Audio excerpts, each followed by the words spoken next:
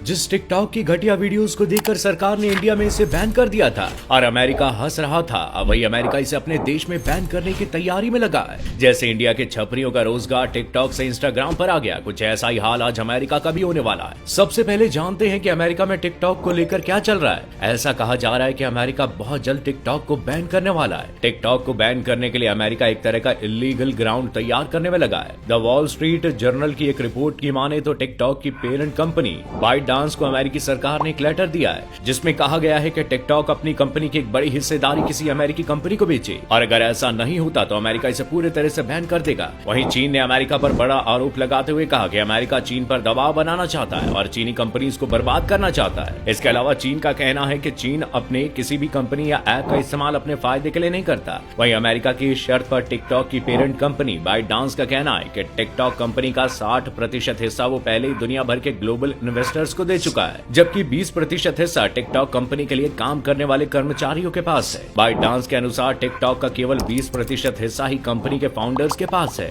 ByteDance ने सफाई देते हुए ये भी कहा है कि 2012 में बनी इस कंपनी की वर्किंग पूरी तरह से ट्रांसपेरेंट है। वो अपने किसी भी यूजर की इन्फॉर्मेशन चीन या किसी और देश की गवर्नमेंट को नहीं देगी। लेकिन अमेरिका ने यह साफ कहा है कि अगर बाइटडांस टिकटॉक का एक बड़ा हिस्सा किसी अमेरिकी कंपनी को नहीं बेचती है तो पूरे अमेरिका में इस पर बैन लगा दिया जाएगा। आपको बता दें कि भारत में जून 2020 में इस ऐप को बैन कर दिया गया था। नरेंद्र मोदी की गवर्नमेंट ने भी देश की सेफ्टी और सिक्योरिटी का हवाला देते हुए इस चाइनीज ऐप को बैन किया था। इंडियन गवर्नमेंट का मानना था कि टिकटॉक इंडियन यूजर्स का पर्सनल डेटा चीन की सरकार के साथ शेयर कर रहा है। दूसरी तरफ हाल ही में गुरुवार की सुबह ब्रिटेन ने भी टिकटॉक पर अचानक बैन लगा दिया, लेकिन इंग्लैंड में अभी भी ये पूरे तरीके से बैन नहीं हुआ है। इंग्लैंड सरकार के जितने भी नेता मंत्री या फिर जितने भी सरकारी अफसर या सरकार के लिए काम करने वाले लोग हैं, उनके लिए इस ऐप को अपने फोन से हटाना मैंडेटरी हो चुका है। कैबिनेट मिनिस्टर्स, ऑफिसर्स, यहाँ तक कि विपक्ष का भी कोई नेता या मंत्री अब इस चाइनीज ऐप का इस्तेमाल नहीं कर सकेगा। ब्रिटेन ने सख्त होते हुए कहा है कि हर किसी को इस ऑर्डर को तुरंत मानना ही होगा। ब्रिटेन गवर्नमेंट ने यह भी कहा है कि हमने ये फैसला नेशनल साइबर सिक्योरिटी सेंटर की जांच के बाद लिया है। उनका कहना है कि इस ऐप की वजह से देश की सिक्योरिटी खतरे में। चलिए अभी आपको ये समझाया जाए कि चीन के ये ऐप किसी भी यूजर का या फिर किसी देश की सिक्योरिटी के लिए क्यों खतरा है। इसे आप ऐसे समझिए कि कोई भी ऐप जब भी आप फोन, लैपटॉप या कंप्यूटर में डाउनलोड करते हैं तो वो ऐप आपके फोन की हर एक चीज का एक्सेस मांगता है, जिससे यूजर का जो पर्सनल डेटा है वो बड़ी आसानी से इन ऐप्स को बनाने वाली कंपनीज के पास चला जाता है, जिससे ये किसी भी देश की सरकार या फिर किसी भी आदमी को शेयर करते हैं। खैर ऐसा होता तो नहीं है, लेकिन कहते हैं ना कि हर आदमी की कीमत होती है और उसी कीमत के बदले हमारा ये डेटा पब्लिक हो सकता है। वहीं टिकटॉक पर इस तरह के आरोप लगते रहे हैं कि वो यूजर्स का पर्सनल डेटा चाइनीज गवर्नमेंट के साथ शेयर कर रहा है। चीन इंडियन यूजर्स की इस पर्सनल इंफॉर्मेशन के जरिए बहुत कुछ कर सकता था। वैसे ही भारत और चीन का विवाद खत्म होने का नाम नहीं लेता और इसीलिए मोदी सरकार ने 3 साल पहले इस पर बैन लगाया था। साथ ही इंडियन गवर्नमेंट ने इस ऐप पर पोर्नोग्राफी को बढ़ावा देने के आरोप भी लगाए थे। इंडिया में इस ऐप को बैन करने के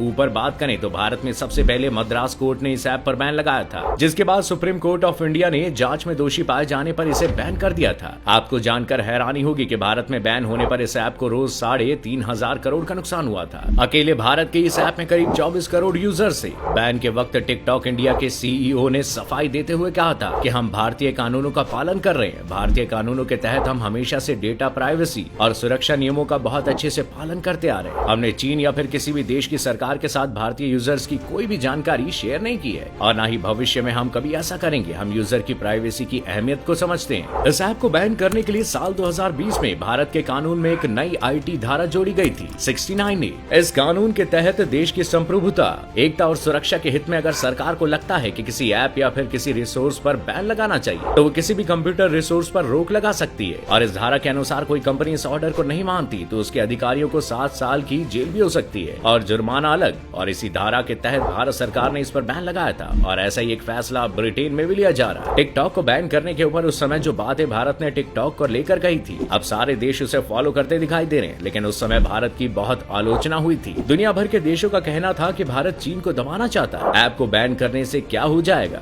बड़े बड़े बुद्धिजीवियों का कहना था कि एक ऐप को बैन करके आप क्या कर लोगे, और अब देख लीजिए पूरी दुनिया अब वही कर रही है जो भारत ने कई साल पहले किया। लेकिन उस समय तो भारत को ही बेवकूफ बताया जा रहा था। आप लोगों का इस पर क्या सोचना है, हमें कमेंट करके जरूर बताइएगा।